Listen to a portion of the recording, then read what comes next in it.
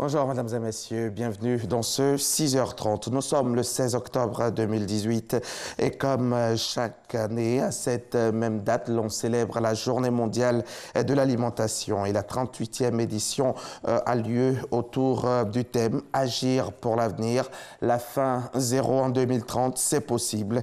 À cette occasion, au nom du gouvernement, le ministre de l'Agriculture et du Développement rural a fait une déclaration. La Journée mondiale de l'alimentation a été initiée par la FAO et vise à promouvoir les actions en faveur des populations qui souffrent de la faim ainsi que la nécessité de garantir la sécurité alimentaire pour tous. On en parle avec Nadia Ija et Alvara Sakwame. Agir pour l'avenir, la faim zéro en 2030, c'est possible. C'est le thème de cette 38e édition de la Journée mondiale de l'alimentation. Ce thème vient rappeler la nécessité pour les États et les acteurs de coordonner leurs efforts pour assurer l'alimentation des populations en s'appuyant sur les résultats obtenus et sur les meilleures pratiques. En effet, après une période de régression, la faim dans le monde est à nouveau en hausse. Notre pays, la Côte d'Ivoire, ne fait pas exception. Selon le dernier rapport de la FAO, plus de 815 millions de personnes étaient sous-alimentées en 2016 contre 795 millions en 2015. Face à cette situation, le gouvernement fait de la lutte contre la malnutrition une priorité avec des résultats plutôt satisfaisants. Les productions ont augmenté régulièrement avec un taux moyen de croissance annuelle de 11,5% pour les cultures vivrières.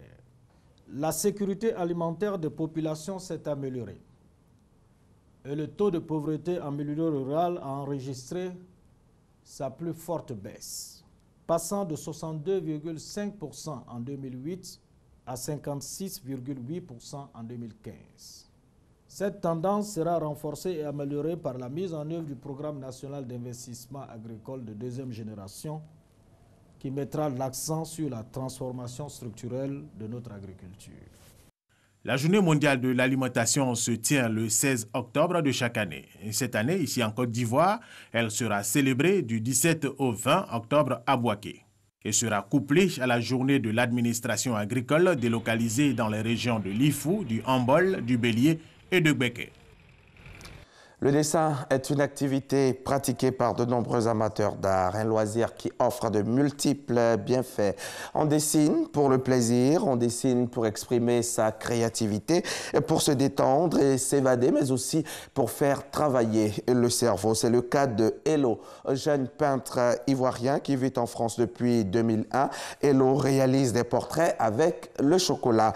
Il a été découvert à l'occasion du Salon du chocolat et depuis 17 ans, il vit à fond son rêve à l'occasion du Salon du tourisme de Paris qui a eu lieu du 24 au 27 septembre dernier. Nous avons rencontré Hello sur le stand ivoirien. Patricia Omouetia, notre envoyée spéciale à Paris. L'agrotourisme met en relation des producteurs agricoles et des touristes ou des excursionnistes, permettant ainsi à ces derniers de découvrir le milieu agricole, l'agriculture et sa production à travers l'accueil et l'information que leur réserve leur hôte. Des touristes curieux de s'initier à l'agriculture ainsi qu'à la découverte de nouveaux produits, notamment le processus de transformation du cacao en chocolat. Ici, dans ces ateliers, Paul, maître chocolatier, nous explique le processus. Le beurre de cacao, c'est une matière grasse, exceptionnelle. Elle ne coupe pas les riz. Une histoire qu'il continue de raconter à travers le monde entier dans tous les salons de l'industrie touristique. Des rendez-vous importants pour les acteurs du tourisme qui ont toujours suscité la participation de notre pays, la Côte d'Ivoire, à ces salons. Avec son chocolat, le stand ivoirien est toujours pris d'assaut par des files de dégustation. Le chocolat, certains le dégustent, d'autres le travaillent. C'est le cas d'Hello, portraitiste, jeune ivoirien qui vit en France depuis 2001. Fruit de l'école des beaux-arts d'Abidjan, il réalise des portraits avec du chocolat. C'est M. Soumé qui m'a fait participer en 2001 au salon du chocolat. Et c'est comme ça que l'idée m'est venue de créer un dessin avec du chocolat. Oui, les gens aiment bien parce que c'est quelque chose d'original. C'est rare de voir quelqu'un qui dessine avec du chocolat. Et donc les gens apprécient beaucoup, oui. Il y a de l'engouement en tout cas. Oui. Aujourd'hui, à l'occasion du Salon professionnel du tourisme de Paris, Hello se retrouve sur le stand ivoirien pour faire montre de son savoir. 30 minutes chrono pour faire le portrait de la représentante du ministre du Tourisme à ce salon. Depuis l'enfance, c'est quelque chose qui s'est fait inconsciemment et à la suite, il m'est venu que voilà, je peux en faire mon métier, quoi, je peux en vivre. Je travaille beaucoup sur le visage, oui, parce que je suis portraitiste et sinon, voilà, ma peinture, c'est ça, beaucoup sur le visage. Ouais. Photocopie ou copie conforme? Je suis très impressionnée. Le portrait est très ressemblant. En plus, fait à partir avec du cacao. Et ce sont des activités qui sont à encourager. Des personnalités, des célébrités ont vu leur visage immortalisé par Hello avec le chocolat. Les portraits à base du chocolat sont aussi durables que ceux réalisés avec des pinceaux et des crayons, explique Hello. Environ 50 € pour un portrait avec ou sans la photo. Hello affirme qu'il gagne bien sa vie. Grâce au chocolat, bien sûr.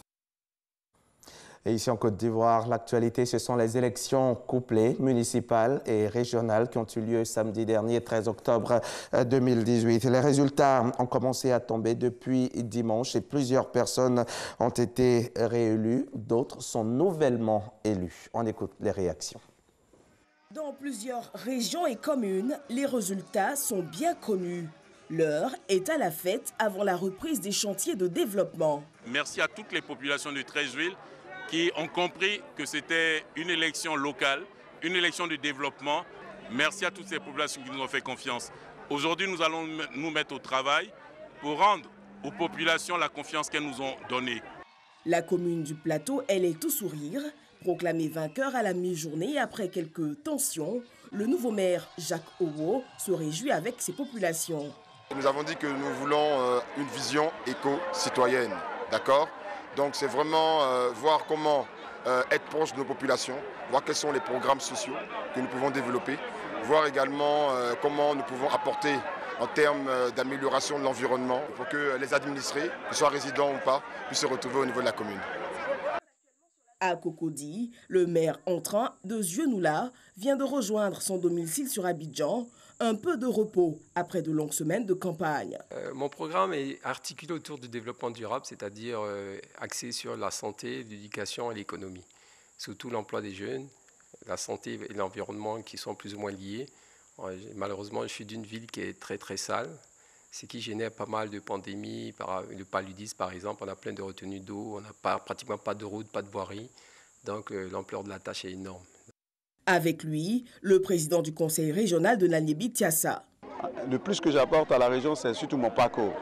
D'abord, je suis un ingénieur et j'ai vraiment toute ma vie fait que des projets de développement. Et donc, c'est ce que je vais apporter à la région. Alors que la commission électorale indépendante vide les derniers résultats, elle en appelle au calme face à d'éventuels désaccords. La période des contentieux devrait s'ouvrir dans les prochains jours. Et dans quelques heures, la plupart des résultats seront connus. Pour les irrégularités constatées, des dispositions légales existent. Une période de recours, celle du contentieux électoral. Notre reporter Alexis Ouedraogo nous explique justement le mode de fonctionnement de ce recours. Au terme de la publication des résultats des élections couplées, s'ouvre la période du contentieux électoral. Irrégularité, désaccord sur les résultats rendus publics, la loi prévoit un recours dans l'ordre et la discipline. Nul besoin donc de casse et autres incidents. Pour les municipales, le droit de contester une municipale appartient à tout candidat, toute liste de candidats ou tout électeur dans un délai de 5 jours à compter de la date de proclamation des résultats. La commission donne immédiatement connaissance de la réclamation aux conseillers dont l'élection est contestée. Elle les prévient aussi qu'ils ont 15 jours maximum pour présenter leur défense. Au niveau du conseil régional, tout électeur, candidat ou toute liste de candidats peut contester la validité des élections dans sa région. Les réclamations sont consignées au procès-verbal ou déposées auprès de la commission électorale les 5 jours suivant la date de la proclamation des résultats. La commission donne alors connaissance de la réclamation aux conseillers dont l'élection est contestée, puis les informe qu'ils ont 15 jours au maximum pour présenter leur défense. En cas d'annulation des opérations électorales, il est procédé dans les 3 mois qui suivent à de nouvelles élections. Ce délai peut être prorogé en Conseil des ministres, mais il ne peut excéder 12 mois, sauf pour des raisons d'ordre public. Voilà pour le chapitre élections couplées municipales et régionales. La Côte d'Ivoire s'honore d'abriter à compter de ce lundi jusqu'au 19 octobre prochain la 27e session du Conseil international des aéroports section Afrique. C'est une rencontre qui réunit environ 350 délégués issus de 51 pays du monde pour plancher sur les notions de sûreté et de sécurité des plateformes aéroportuaires. Objectif, relever les défis liés au développement du transport aérien sur le continent. Francis Boifou. Malgré les efforts des gouvernants, le transport aérien en Afrique fait face à de nombreux défis depuis des décennies, selon des experts. On note la faiblesse de la sécurité et de la sûreté avec un niveau en dessous de la moyenne mondiale. Des infrastructures pauvres qui ne correspondent pas aux normes de l'OACI et l'insuffisance de personnel qualifié. Fort heureusement, l'aéroport international Félix Houphouët-Boigny d'Abidjan fait partie des plateformes aéroportuaires les mieux classées en Afrique.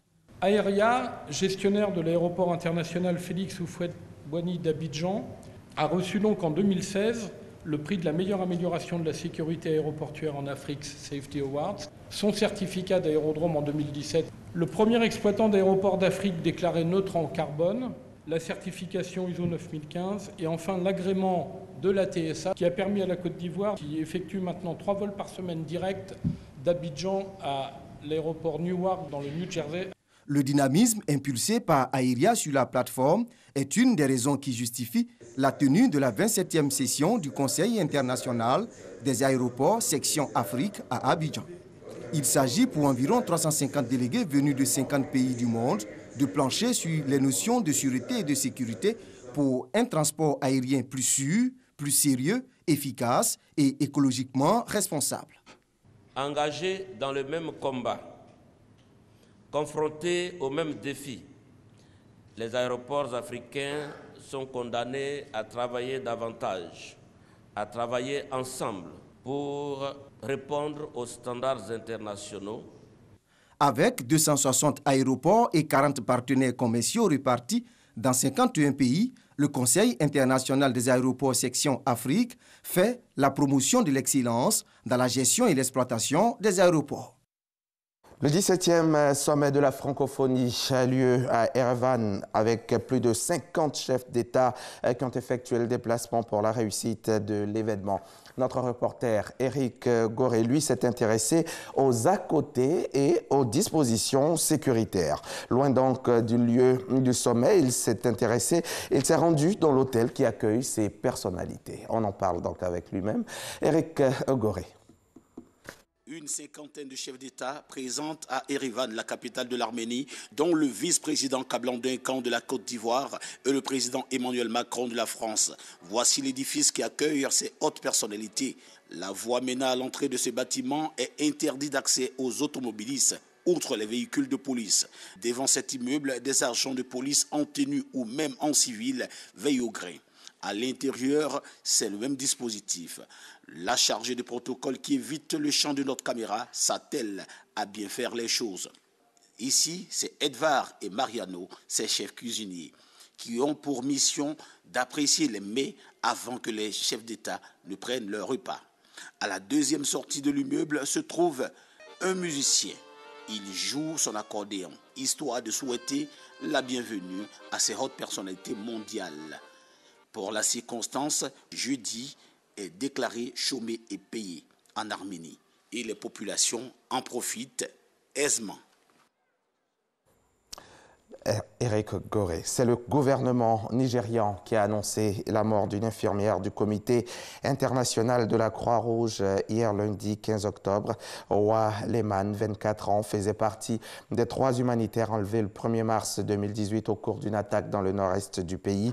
L'une d'elles avait été tuée il y a un mois. Dans une vidéo, les ravisseurs menaçaient de tuer les 2 autres otages si leurs revendications n'étaient pas satisfaites, avec un ultimatum qui expirait hier soir. Le CICR en avait appelé à l'humanité de l'ISWAP, à la faction de Boko Haram à l'origine de l'enlèvement. En vain, les djihadistes ont mis leurs menaces à exécution. Et puis 2 semaines après la disparition du journaliste saoudien Kamal Khashoggi, des policiers turcs sont entrés dans le consulat saoudien d'Istanbul pour mener une perquisition. Cette fouille est réalisée dans le cadre d'un groupe de travail constitué le week-end dernier par la Turquie et l'Arabie saoudite. La fouille du bâtiment diplomatique a commencé alors que la nuit était déjà tombée sur Istanbul, une procédure inhabituelle qui signale l'urgence pour les Turcs de faire avancer l'enquête sur la disparition du journaliste Jamal Khashoggi, survenu le 2 octobre dernier lorsqu'il s'était rendu au consulat saoudien d'Istanbul. Et c'est la fin de ce journal. Merci de l'avoir suivi. Très bonne journée sur la chaîne qui rassemble.